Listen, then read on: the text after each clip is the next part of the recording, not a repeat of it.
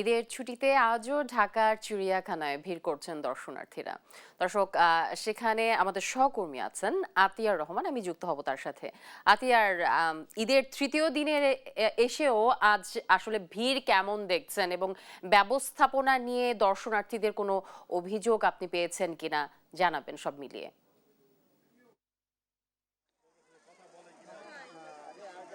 হ্যাঁ, জ্যোতি, আপনি যেমনটি জানতে চেয়েছেন, এই মুহূর্তে আমরা রাজধানীর যে চিড়িয়াখানাটি রয়েছে, অর্থাৎ মিরপুরে যে চিড়িয়াখানা অবস্থিত, সেখানে কিন্তু আমরা সকাল থেকে অবস্থান করেছি এবং আপনাদের যদি দেখাতে চাই, এখানে উপচে পড়া ভিড় সকাল থেকেই চলছে এবং শত শত শত শত মানুষ এখানে এসে ভিড় জমিয়েছে। আমরা যেমনটি দেখেছিলাম যে সকালবেলা যে চিড়িয়াখানার যে টিকিট কাউন্টার রয়েছে, সেখানে কিন্তু লম্বা সারিবদ্ধ লাইন রয়েছিল এবং তারা ভিতরে ঢোকার জন্য চেষ্টা করছিল। এখানে কিন্তু ভিতরে ঢোকার পরেও আমরা দেখেছি একই পরিস্থিতি, অর্থাৎ দর্শনার্থী যারা রয়েছে তারা কিন্তু বিভিন্ন খাসার সামনে ভিড় জমিয়েছে এবং তাদের যে কাঙ্ক্ষিত, অর্থাৎ তারা যে চিড়িয়াখানায় দেখার জন্য যে বিষয়গুলো দেখার জন্য এসেছেন, সেটা দেখার জন্যই মূলত ভিড় জমিয়েছেন। এবং এই মুহূর্তে কিন্তু আমরা আছি, দেখবেন যে হরিণের যে খাঁচাটি রয়েছে, যদিও রোদের কারণে, গরমের কারণে হরিণগুলো কিন্তু ভিতরে চলে গেছে, তারপরও আমরা দেখানোর চেষ্টা করছি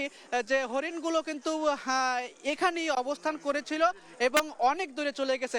আপনাদের যদি আমি একটু দেখাতে চাই যে হরিণের খাঁচার সামনেও কিন্তু হাজার হাজার মানুষ, অর্থাৎ দর্শনার্থীরা জমা হয়েছে এবং তারা কিন্তু যেমন বলছিল যে যদিও মানুষের ভিড়াভিড়ির কারণে কিছুটা ভোগান্তি হলেও অতি আনন্দমুখর উৎসবে কিন্তু এখানে যে দর্শনার্থীরা রয়েছে তাদের সময়গুলো কেটে যাচ্ছে। আমরা দেখছি কিছুক্ষণ আগে যে এই যে চিড়িয়াখানার ভিতরে অনেকে কিন্তু বিছনা করে বসে পড়েছেন এবং এই মুহূর্তে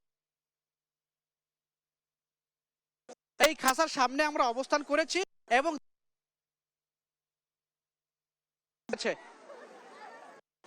তো